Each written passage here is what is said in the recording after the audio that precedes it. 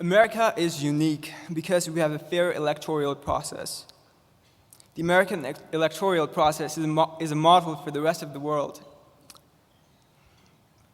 This electoral process we consider normal is nothing less than a miracle to the rest of the world. I want you to know that Colorado Secretary of State Scott Gessler has done an excellent job ensuring that ballots in Colorado are fairly and constitutionally decided. He has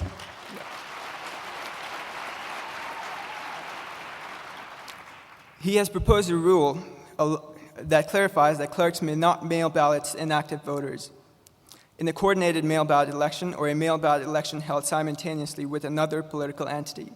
He's led the fight for photo identification in Colorado.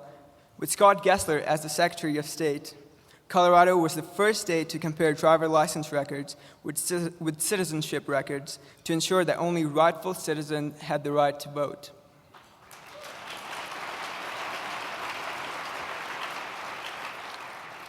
His rule will ensure that ballots in Colorado are fairly and constitutionally decided.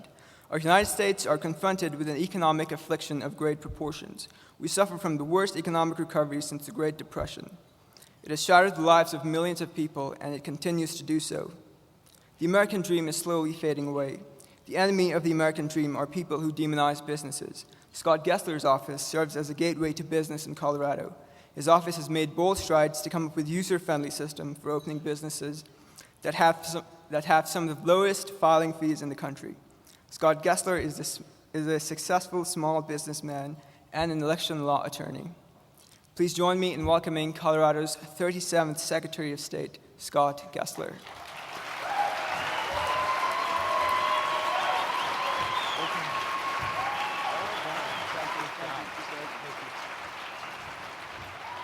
That was great. Thank you very much. Fighting for and conservative ideas sometimes is quite the adventure.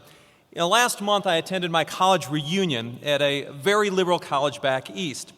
And upon learning that I had been elected as a conservative Republican, my classmates were intrigued.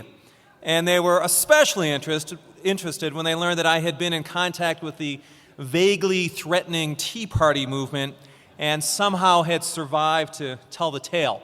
I felt like a Tea Party ambassador there to spread the word and educate people on conservative values. But the classmates were polite, and one of the classmates, he wanted to talk about health care.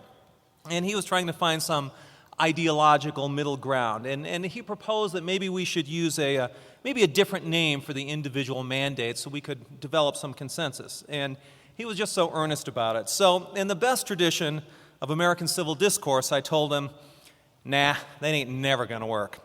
And sure enough, calling an individual mandate a tax does not give the government a moral or a constitutional justification to control our behavior.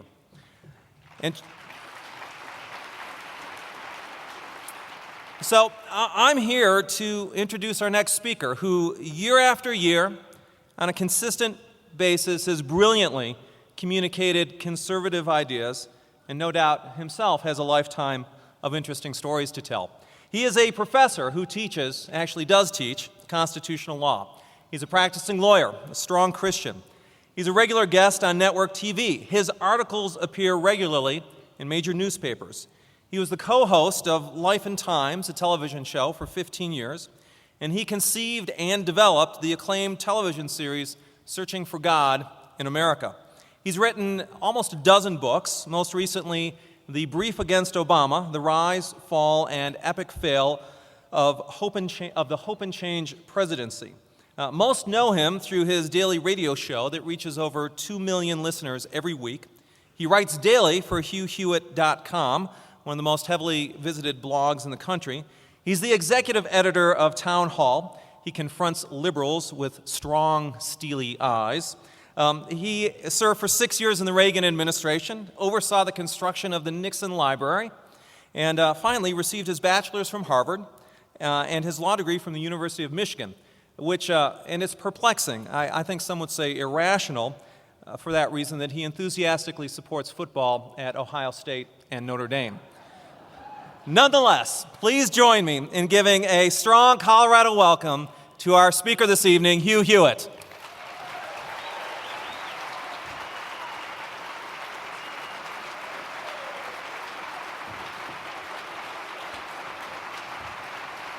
Thank you very much. Scott is also a University of Michigan lawyer, as is Ann Coulter and Larry Elder. And I will wager that, like Ann Coulter and Larry Elder and myself, Scott has never been invited back to campus.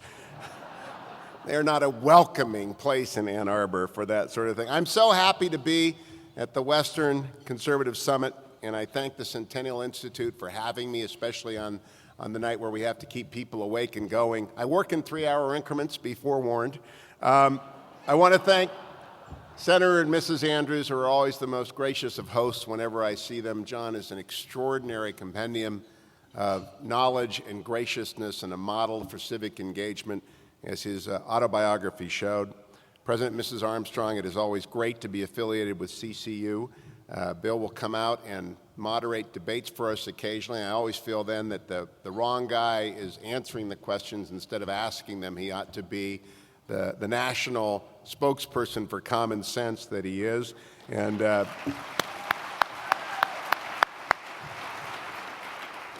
Senator and Mrs. Brown are here as well, and I want to thank Colorado for at least proving that the United States Senate can, in fact, be populated by public servants of the first rank, moral character, and intellect. You've got two great ones right here. I also have to thank my newest friend from today, and I don't mean to embarrass you too much, but Elaine Potter, where are you? Okay, where is she? Could you stand up, Elaine? Hello, Elaine. When I was up on the 30th floor, and I get off the elevator, and she says, "Oh, I love your radio show, Mr. Prager."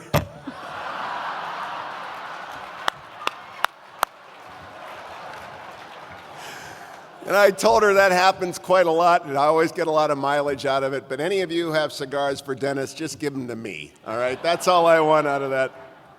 I'd also like to ask if we have any active duty military with us today. Would you stand up if we've got anyone here? I saw a couple earlier. And I would like, nope. And then I would like to ask the veterans of the United States to stand up and let us thank you for your service.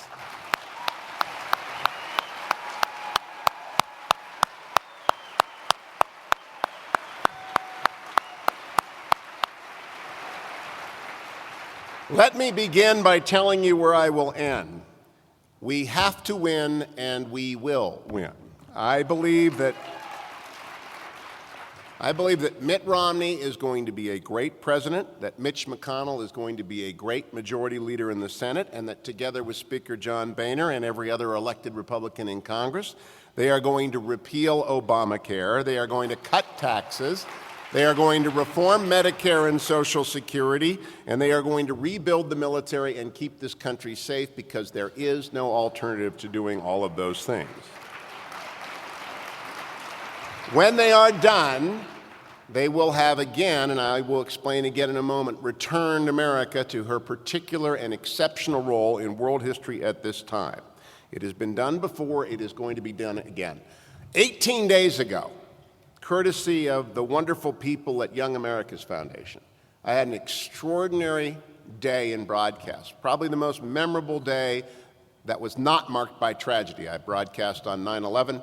I certainly had some interesting nights on election night, especially 2004, but this was just inspiring because I broadcast 18 days ago on June 12th, on the 25th anniversary of Mr. Gorbachev tear down that wall from President Reagan's Rancho del Cielo, high above the Santa Barbara coast, on the porch from which he delivered more than 40 Saturday radio addresses and on which he signed the greatest tax cut in American history. And it was remarkable to be there, where that great man and that wonderful woman had spent 1 out of 8 days of his presidency. He spent 1 year of his presidency at that ranch. Those of you who have been there know, and it was shocking for me to see it, how modest it is, how it's 1,800 square feet, how the Whirlpool appliances are circa 1970 and the twin beds are strapped together. And it's a cowboy ranch. The books are still there, witnessed by Whittaker Chambers, Larry McMurtry, Lonesome Dove. The works of William F. Buckley adorn the walls, Solzhenitsyn, and the stuff that formed President Reagan. And I thought when I was up there that the real story of that 25th anniversary was not that he gave that speech, because he always believed those things. He always believed that the wall had to come down and rollback had to occur and that we would win, and that was his policy, which he told Richard Allen when he took office. My foreign policy, we win, they lose. He always believed that. But what I thought amazing about it was not that he gave that speech in 1987 and the Soviet Union collapsed in 1989, but that we had come so far in such a little period of time, from the 8 years that marked his campaign to the time he gave that speech. The distance we had traveled as a country was so extraordinary. I want to pause on that tonight a little bit. It was an astonishing, improbable, and inspiring comeback for our country, and we tend to forget that. I met today with some wonderful potential students at CCU and encouraged them to think about this lighthouse institution as a place where they could form themselves for the next generation of Christian leadership that the country will so desperately need. Because we are a cyclical nation, and it seems like every 28 to 32 years we do this. We forget everything we knew from history, and we dig ourselves a really deep hole, and the next generation of leadership has to step forward and fill it up and get us out of that hole. And we have done it before, and they can do it again. I was thinking as I talked to them, high school seniors mostly, of my senior year in high school. Richard Nixon resigned. Shortly thereafter, we withdrew ingloriously from Vietnam, and the long, arduous, and terrible sacrifice of those years was wasted, and a genocide began in Southeast Asia. And it got worse after that, so much worse that when I graduated from college in 1978, I had an unusually distinctive commencement speaker, a Russian prophet who delivered his address in Russian, and he told us that the West had lost, and Alexander Solzhenitsyn gravely told us about a world split apart, one in which that Soviet communism would triumph. And it got worse from there in 1978, 79, and 80. Cubans spread out across Africa. The Soviets invaded Afghanistan. Inflation and unemployment totaled 22 on the classic misery index, which was the highest it ever got to in June of 1980. The classic misery index is simply inflation and unemployment. But when you added to it President Reagan's misery index and you added to that the interest rate, I bought my first house in 1983 when the interest rates had gone up to 13%. Should be illegal to buy a house at 13%, but it was, compared to 2 and 3% today, quite an amazing thing. It got worse. And then it got much better. What's amazing about this country is it can come back right away when you do the obvious things. And what Reagan did was to cut taxes and invest in defense, and the world changed overnight, and it can happen again. In fact, we're called to make it happen again. The people in this room are called to make it happen again. To paraphrase Lincoln, we are now engaged in a great civil conflict. Thank God it's not a war, but it is a great civil conflict. And my friend Fred Barnes covers it every day inside the Beltway. You see it every day on television. You hear about it every day on radio, and it's a pretty significant debate. And it should be, because it's about two very fundamentally different paths. And I mean fundamentally different paths, and paths that will lead to fundamentally different worlds. Not just American future, but world futures. Along one path, China becomes dominant, and we cede our position in the Pacific. A resurgent and combative Islam of the most extreme variety takes the footholds that it has in Shia Iran and now has in Sunni Egypt, where I know Frank today told you that the new president called upon this country to release the killer of Americans, the blind sheikh who is not too far down the road in FedMax. That was his first public statement. That is so stunning, you've got to let that sink in. That's the world down another road. The road where this administration did not warn and has indeed welcomed the arrival of the Brotherhood in the presidency of Egypt. Did they not read the looming tower? Do they not know? One has to wonder what they're thinking. where America abandons its role as the protector of free enterprise and thus of the influence and affluence of the world, where we no longer protect the sea lanes and the peace. That's one particular path, and it will happen. The other path is a second American century, where peace and affluence continue to abound, and they spread because of incredible technologies which are invented here in mass amounts because we unleash the marketplace, where we find new and amazing amounts of energy, and energy is freedom, where we tap into Marcellus and Utica and the Bakken formations, and we allow people to go out and produce and drive down the cost of these things, and we go where the energy is, and the countries take that energy and they develop the technology. Only second to us will be that amazing volcano of explosive innovation, the wonderful, free, and democratic state of Israel, which needs to be supported by us. That's the other path. Those are different worlds. Which world do you want? There's also different Americas out there, depending on this election, especially at a constitutional level. I was on the radio on Thursday night plugging my new book with my buddy Levin. Mark Levin, you know him. Hewitt, you're wrong about that. I had said a few kind words about John Roberts, which I'll repeat in a moment. You're wrong about that. Bennett told me the same thing this morning, and I'll come to that in a second. But I asked Mark, I took him up short. I said, Mark, because we were talking about the brief against Obama. I said, Mark, do you think this country could have recovered from 2 terms of Carter? He said, oh my goodness, I don't think so. And I think that's correct. Like bodies, body politics can sustain some illnesses and some weaknesses, but not for that long a period of time. Cumulative error and cumulative illness take down the human body, and they take down the body politic. We cannot allow this to go on. We can't allow the sequestration of the Department of Defense to occur.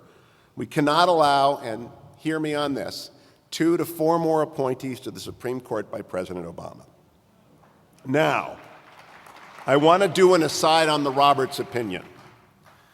The Chief Justice is not my friend. He is an old colleague for whom I have enormous respect. I spent a year with him in the same suite in the White House counsel's office in the Reagan administration.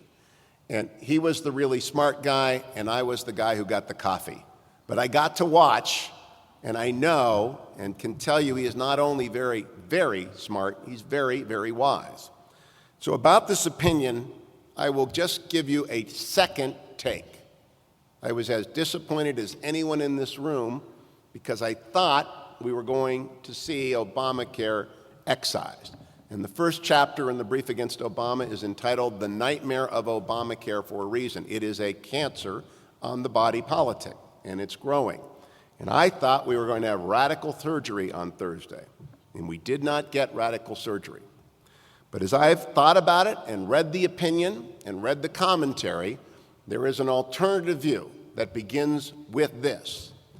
If you believed that it was a tax and that it was supported by the taxing power, if you believe that, and you had taken an oath to uphold the Constitution, you would have to rule the way the Chief Justice ruled, if you believe that. He's a man of extraordinary integrity and absolute probity. It was proved by his 2 confirmation processes, in which every Democrat in this country was attempting to prove the opposite and couldn't because it can't be proved. A man of that amount of integrity and that amount of probity comes to the conclusion that the taxing power may support this. Now, we know President Obama said it wasn't a tax. Speaker Pelosi said it wasn't a tax. Harry Reid says it wasn't a tax. But some people did say it was a tax at the time it went through. I did, on the radio. A lot of Republicans in Congress said this is a tax. It looks like a tax. It walks like a tax. It must be a tax. And then we forgot that, and it was only argued. I heard Paul Clement on Thursday told a bunch of lawyers I was with that they didn't spend much time on this and that they ought to have spent more. They didn't see it coming. No one really took it seriously. But if you're the Chief Justice and you believe it could be a tax, then a second principle of constitutional law, which is very important to a republic, kicks in, which is you only overturn laws that have been passed by the Congress and signed by the President with supermajorities. unless you're absolutely sure they have to go down. And onto that scale of sureness, when you look at those famous paintings, which can be one thing one moment, another thing another moment, you're looking at that taxing power and you're thinking to yourself, do I see the authority there? There are some other considerations that enter into that balancing, which I just want to give to you very briefly. Number one, I do not believe for the moment the Chief Justice would have considered impact on the election. But it will have an impact on the election. And I think it is much, much easier for Mitt Romney to win the presidency and for the Republicans to win the Senate as a result of that decision. More on that in a second. I don't think that would have factored in. But I do think what factored in was the idea that if he looks to his left, he sees Justice Ginsburg at the age of 79 or maybe 80 now, Justice Breyer at the age of 77. He looks to his right and he sees Justice Scalia at 79 or 80 and Justice Kennedy at 77. And he realizes that the court is going to change dramatically in the next 4 years. There might be 4 Supreme Court appointments in the next 4 years.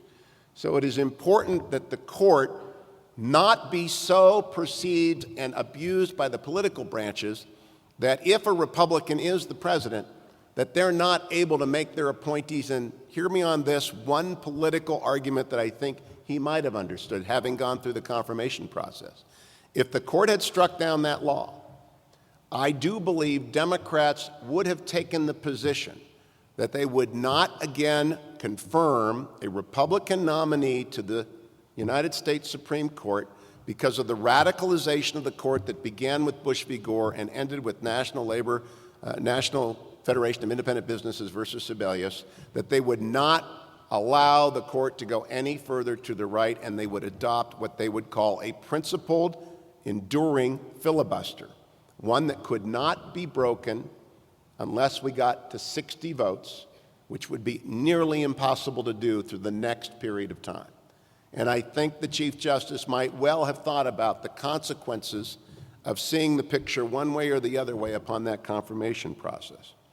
I also think that the Commerce Clause argument that he put in there is, like Marbury versus Madison, a ruling that will roll out with profound consequences for a long period of time. As Scott mentioned, I'm a lawyer and I litigate primarily at the appellate level and the administrative level, and primarily in land use and primarily in the environmental statutes. And I know the Commerce Clause supports the Endangered Species Act, the Clean Water Act, the Clean Air Act. And I know that 3 decisions came down from the D.C. Circuit this week, which are nightmare decisions, which are premised on the Commerce Clause, nightmare decisions for the economy, allowing point source regulation by the zealots at EPA over every single part of American industry if they keep it up. And it's got to be cabined. And those opinions, when they come to the Commerce Clause, are powerful weapons. They have not yet been deployed, even as Marbury versus Madison, after its ruling, was not deployed again till the infamous case of Dred Scott, and then subsequent to that on crucial but very, very rare purposes. This Commerce Clause jurisprudence has legs. It matters. It matters a great deal. We won't know the result of that, except that briefs are being rewritten tonight on the basis of the Chief's opinion on the Commerce Clause and the 4 dissenters. One last thing which is particularly relevant to Colorado Christian University, which, like 43 Catholic institutions and a couple of other evangelical institutions, have sued the federal government over the Health and Human Service regulations. And thank you for doing so. Had the Chief gone with the dissent and struck down Obamacare, those regulations would also have been struck down. They would not have been struck down with particularity or specificity, however. And the idea that the government could try to do what the government is trying to do in HHS would still be abroad without rebuke. In order to kill that particular demon, it has to get to the Supreme Court, and it has to be struck down by them. We need an opinion on religious freedom and rights of conscience that comes from the Supreme Court and that rings through decades and centuries. And that will happen because those regulations are still in effect, and courageous institutions like CCU are still suing on them, and they're going to get to that Supreme Court. And when that decision comes down, and it affirms the right of colleges and other institutions and individuals to hold to their Christian creed and not be succumbed by and overwhelmed by the culture, remember that that case only gets there because the Chief Justice stayed his hand on Thursday. Sometimes you wait to win a bigger day. That may have been a consideration. It will be a consideration in the future. And by the way, the repeal of Obamacare by the political branch will be a much more significant victory than having struck down by a majority of 9 unelected justices. It will be a rebuke that goes through American history, and it will prove this as well, that anything that has been passed in the past can be undone in the future if people have enough political courage. And there are a lot of bad laws that we say can't be undone that in fact can be undone, and Obamacare's repeal is going to prove that. Very significant. Now, that's the end of that. I make my case. There are some others who believe, and I understand the disappointment. I'm disappointed too, and there are other arguments against it. Just don't believe that there wasn't good reason for what he did. There very well could have been, and I wouldn't have wanted to be in his shoes. It would have been a very, very difficult, but it's also the kind of decision that makes for a great Chief Justice, someone whom my successors in the classroom will be talking about 100 years hence. So we have these two paths and we have these two candidates. Now, one man makes a big difference in this country. You don't have to be Thomas Carlyle to subscribe to the great man theory of history to understand one man makes a big difference. On the one hand, we have a president, and I really do believe this. I don't believe the president can read a balance sheet. I believe if you put a balance sheet in front of him, he could not read it. And I do not think, there are lots of us in this room that couldn't read a balance sheet very well. I could pretend and you could find me out in a hurry. My friends Ron and Matt Schmitz will tell you that. They know that's not my strong suit. I don't think the president can do it. That's not the worst part, though. I don't think he can read the Constitution. He has done some things which are so extraordinary. They're detailed in a chapter in the brief against Obama. He withdrew the support of the executive from the Defense of Marriage Act without a single circuit court ruling that it was unconstitutional, and an unprecedented arrogation of power by the executive over an act that had been passed by the Congress and signed into law by the president, not overturned by the judiciary. He simply stopped enforcing it. He began to appoint people to recess appointments when the Senate wasn't in recess. It's specifically prohibited by the Constitution. And just 2 weeks ago, not only did he suspend enforcement of the immigration laws against a certain class of, admittedly, very sympathetic illegal immigrants, very sympathetic. And I have great sympathy for a number of them whose stories with whom I am aware. But here's what else he did. There's an argument he has prosecutorial authority and that he can allocate, if he wants, he could put all of ICE on the trail of octogenarian Ukrainians who came here after the war if he wants. That's what he can do. But he can't invent a new work permit, which he did, or he purported to do. That's a legislative act. He does not appear to take seriously the limits of the Constitution. That's a very bad thing. So we have against that individual the worst mark. He does not appear ready, willing, or able to learn from his mistakes. This is a very bad thing. As any one of you who have been in a management or a leadership position know, you will make mistakes. It is inevitable. But you've got to then adjust your behavior and decide that doesn't work. I'll come back to that in a second. Let's contrast it with Governor Romney. I wrote a book about Mitt Romney in 2007. I didn't know him before then. I was intrigued by the prospect of a Mormon running for the White House because of the series that Scott mentioned, Searching for God in America. I'd gotten to know some members of the LDS Church. I'd interviewed Elder Neil Maxwell, gotten to know him pretty well, and I thought this is going to present some interesting issues for America when an LDS runs for president in the Article 6. So I spent a lot of time with him, and I'll tell you this. I have often said in public, the three most impressive intellects that I have known at short range are Richard Nixon, John Roberts, and Mitt Romney. The capacity that they each have for information flow, assessment, and action is immense. Now, I'll give you one anecdote. It's my favorite anecdote about Romney. just to contrast with Obama, and I always infer Governor Romney and President Obama, I believe in the essential necessity of respect for the office. But the Olympics is the one that I often do not hear much talked about, and I hope at the convention they do, because it's so astonishing. When Mitt Romney took over the Olympic Games in 1999, they were broke, they were scandal-ridden, they had no sponsors, and they were on the brink of cancellation.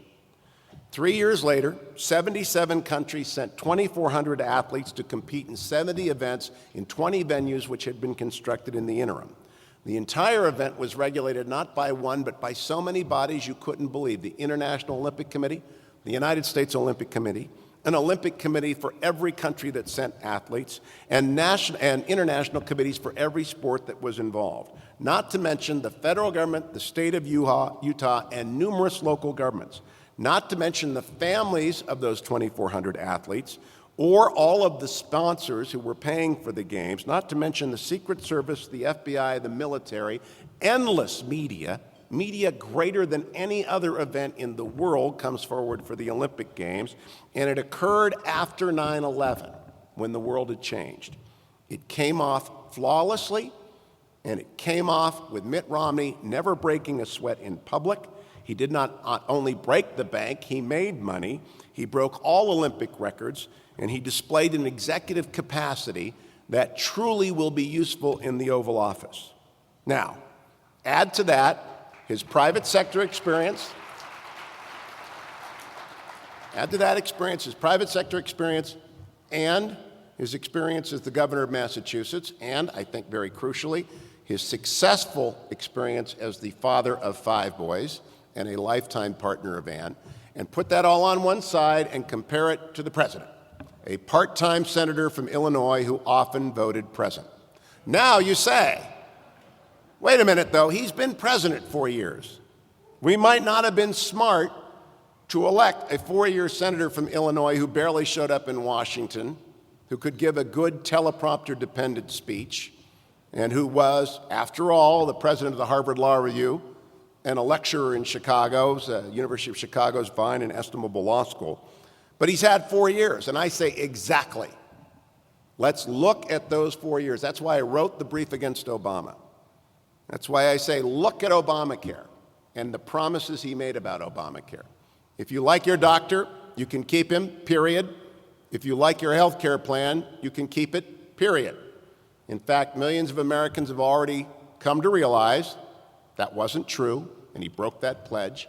And tens of millions of Americans are paying significantly more for their health care than they were 2 years ago under Obamacare. And they will have fewer choices and fewer services in 2 years. That is the reality of the Obamacare law. I heard John Garamendi arguing today, oh, it's a great law. Children under the age of 26 are still on their parents' program. And I thought to myself, that's it? They haven't covered anyone new yet. We're all paying a vast amount of money more on our premiums in order to cover those kids. And now with the ruling of the Supreme Court, they have set up, think about this. I don't think I've seen this covered yet. I'm trying to work it through in my own mind, but I think it works this way. You can pay a penalty now of $695 to which no moral approbation will attach. As the court has explained, it is simply a choice. You can choose to have health insurance, and that's going to cost you, let's face it, at least $3,000 to $4,000 a year. Or you can pay a fine of $600, $700.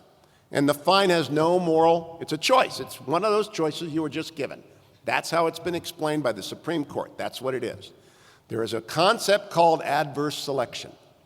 My last job in the Reagan administration was as the deputy director of the Office of Personnel Management, which runs the FEHB, the Federal Employee Health Benefits Program, and always we dealt with the problem of adverse selection. And that means annually we let federal employees pick their health plan. And in the years when you're well, you pick the cheapest one. And then as soon as you get sick, you pick the most benefit dripping one, regardless of cost. So what's going to happen? Rational people will pay $700 a year in a fine and not take health insurance. And when they get sick, they will get insured. The cost consequences of this harebrained scheme are so beyond what anyone has yet calculated as to defy any projection by the Congressional Budget Office. And with Medicaid now being optional upon the state, and that is another great aspect of the chief's opinion, by the way, the dragooning language, which will also roll out and impact unfunded mandates as far as the eye can see for years, like the INS versus Chadha legislative veto case, great aspect of it, that's going to cause adverse selection among states.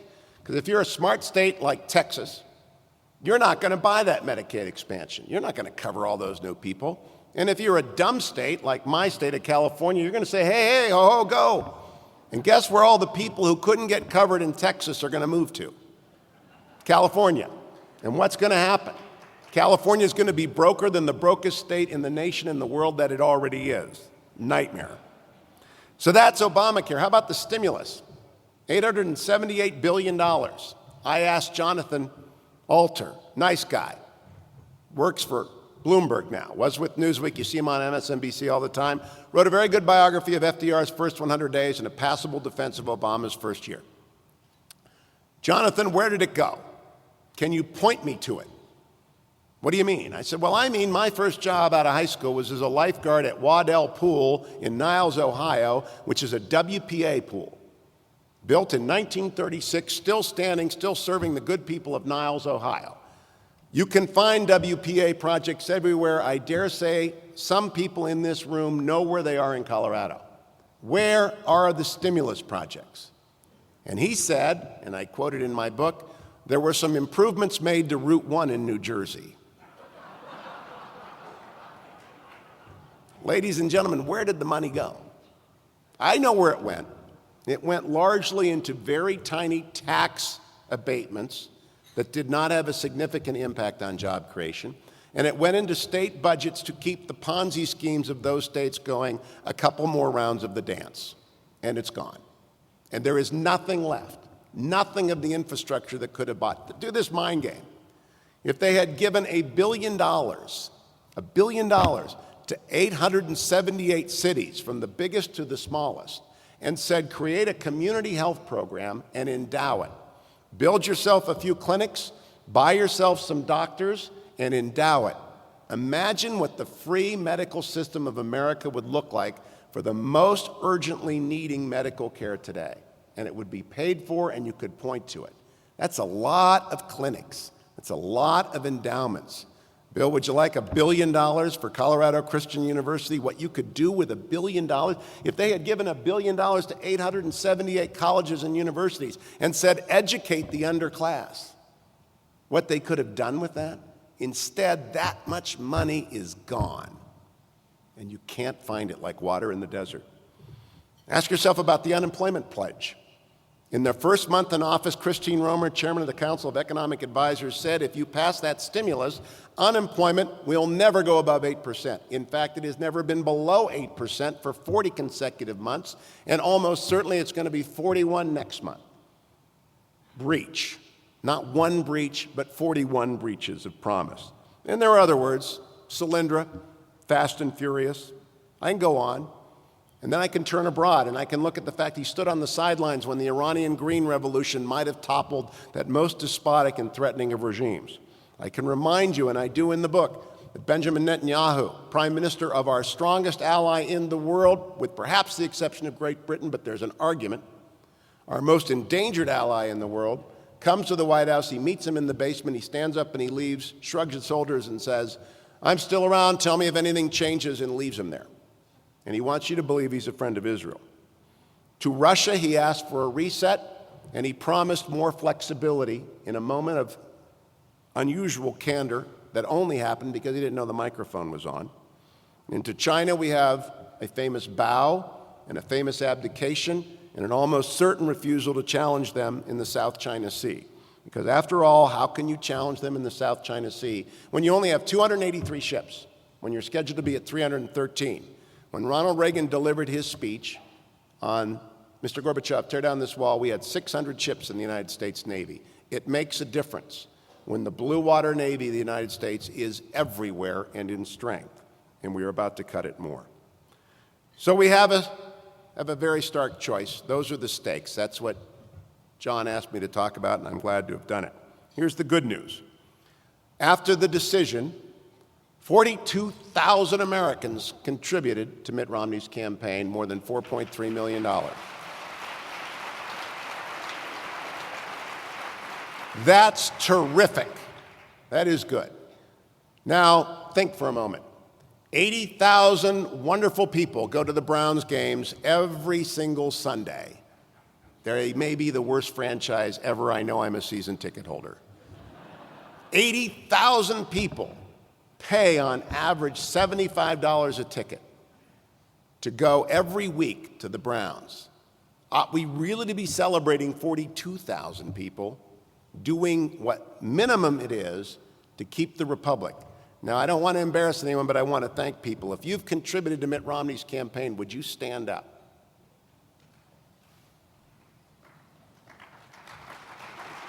Thank you. Sit back down. If you didn't stand up, tomorrow I hope John asks again, and you will have done so tonight. But stay home from dinner one night in the next couple of weeks and tell your family, your friends, and your kids the reason you're doing that is you want to give $50 to mittromney.com. And when they say why, you tell them because of those two paths. You're going to skip a dinner, something that those of us in the world of evangelicals often do. If you want to contribute to a missionary or support someone who's going abroad, skip a meal and tell people why you're doing it. But that's not enough. Two more things. There are some crucial Senate races. We can win. We're going to win, by the way. I feel like this is 1980 all over again. I feel so good about this. I think we're going to win Florida and Virginia and North Carolina. I think we're going to win my home state of Ohio because, after all, it's got great common sense and wonderful offspring everywhere. We may even penetrate the deep, dark, mysterious world of Michigan and somehow get Michigan to rejoin the Union. We may win Iowa. We're going to win Missouri. It's going to be interesting. Pennsylvania comes in early, it's over, but it's going to be interesting because I think we're coming here to decide the election. I do. I think I always do 6 hours. 6 and 7 and 8 hours. We've not had any short elections except 2008. And I wanted to go home at 6 o'clock in 2008, and I had to go to 9, and it was a nightmare. But I think I'll be up at midnight and 1 and 2 o'clock, and I think I'll be trying to get Scott to post his results faster. And I think it's going to be Florida here. I think this state could be 500 or 1,000 votes. And that's going to be something I'm going to come back and end with. But before I do that, let me tell you this. It's not enough to win, even here in Romney. We've got to get the Senate back to get rid of Obamacare. We got to pick up a net 4. I have a button over at HughHewitt.com, and it lists the races we've got to win. We got to win Ted Cruz, and we got to win Scott Brown just to hold 2 seats. And they're very different people, right? Scott Brown's moderate Republican, not going to be with us on the social issues. Ted Cruz is an extraordinary originalist, but they both have to win to hold seats. We've got to win Josh Mandel in Ohio and Denny Rehberg in Montana and Connie Mack in Florida, the Debbie in Nebraska and the Sarah in Missouri, and Connie and I'm missing someone. I'm forgetting who I'm forgetting. But I got them all listed at the Act Right button at HughHewitt.com because we've got to get 4 plus 4 to make Mitch McConnell in a position. So don't only work for Romney and give to Romney. Pick one Senate race because you haven't got a Senate race. You booted your Senate race last year. And so we don't have a Senate race in Colorado. Adopt a senator and tell all your friends to pick one as well. But what we really need from you beyond your money for Romney, and they need that, and your money for a Senate candidate, and we need that, is we need help on the Romney team in this state. The campaign has been out there sitting patiently. I've been by a few times. Extraordinary group of talented people who know this state. From the top up, Romney Land is run by very, very smart people from Matt Rhodes all across the top chain all the way down through the states. It's a great organization. It's running like that Olympics I told you about. Kind of reminds me of the rollout of the Olympics. They're going to be a great Veep. I personally think it's going to be Tim Pawlenty. That's my prediction, but Fred thinks that's not going to happen, so Fred can correct that tomorrow. And it could all come down to the amount of help those people out there get from the people in here. I was talking with Apollo, who's running their legal effort. They're going to have 1,000 lawyers in this state because we lost. Al Franken's a senator because the lawyers of Minnesota didn't show up in time in the Gopher State when that happened. And we got to register people in every little town on the West Slope and every little suburb in the Denver metro area. People traumatized by fire and all that other stuff, we got to get them back into the game, and it's going to require your time. Your time. Because if it comes down to 500 votes in Colorado, like it came down to 500 votes in Florida in 2000, then those two roads and those two paths will have depended upon, and if it turns out right, will be owed to you folks here, Colorado Christian University, and John Andrews. So thank you for coming out. Godspeed and do good work. Thank you.